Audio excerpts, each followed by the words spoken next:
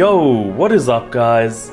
Today we're going to be talking about the 8th generation Mitsubishi Galant and Legnum VR-4. The sources for today's episode include, but are not limited to, Wikipedia, OzVR4 and Club VR4. The 8th generation Galant and Legnum VR-4 were produced from 1996 to 2002.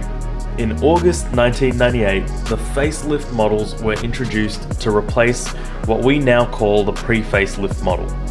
So today we're going to take a closer look at the two series and what sets them apart from each other. If any of you have anything to add to this list, drop it in the comments below. The pre-facelifts were all badged as VR4, except for two special releases, the Super VR4 and the Car of the Year Edition VR4. And the facelifts were categorized as either Type V or Type S. Let's talk about the most obvious differences first, the exterior. To me, the clearest difference between the pre-facelift model and the facelift model is the front bumper. The FL has a more aggressive front bumper with two projectors in the fog light housing instead of one. The bonnet on an FL also has a larger bulge and again looks a bit more aggressive than the pre-facelift. From my understanding, the grills are not directly swappable. They kinda work but can leave gaps and potentially prevent the bonnet from locking shut if not modified. I believe this is because the FL grill sits slightly more forward on the bottom. But I couldn't find any real information on this though, so someone with practical experience can let us know in the comments. Moving on to the rear of the cars.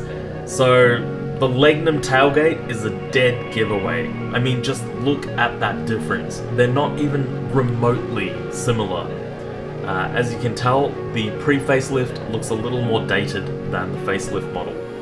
The Galant rear ends are a little harder to distinguish. The taillights look a little crisper with their circular reverse lights, but other than that, I couldn't really see that much of a difference. The side skirts and the rear spats also look a little fresher on the facelift models compared to the pre-facelifts. Arch flares. If it has arch flares from the factory, it's a facelift, but only Type S's came with these. Type V's did not come with the flares, so all arch flare models are facelifts, but not all facelifts are arch flare models. Alrighty, let's move on to some of the performance differences between the pre-facelift model and the facelift model. First and foremost, if it hasn't got active yaw control, then it's a Type V facelift, because all pre-facelift models came with it. Out of the facelift models, only the Type S came with AYC, so if it doesn't have AYC, it's probably a Type V facelift. Automatic pre-facelift models had 260 PS, which was then upped to 280 for the automatic facelift models. They initially detuned it because they thought the automatic transmissions couldn't handle the power. Another thing to note is that facelift models have different hub carriers and ABS sensors compared to the pre-facelift models. This is why if you want to install Evo 4 to 9 Brembo brakes on your pre-facelift model, you need the facelift hub carriers and matching ABS sensors to go with it. Moving on to the differences in interior between the pre-facelift model and the facelift model. Firstly, let's talk about the high-vis dash. So the high-vis dash came on all Type S variants. It looks so damn good. Facelift Type Vs didn't receive these until May 2000 when it came standard on Type Vs too.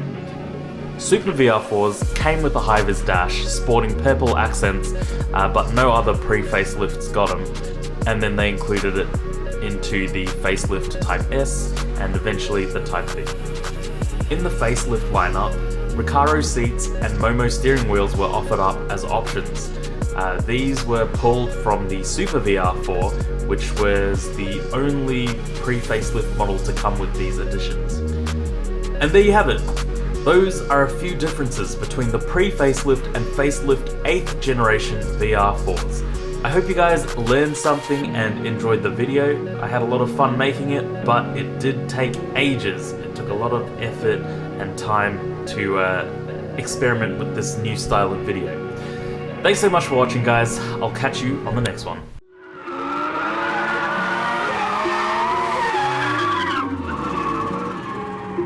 You say you got them guns, but I've never seen you bang. You say you got them drugs, but I've never seen you slang.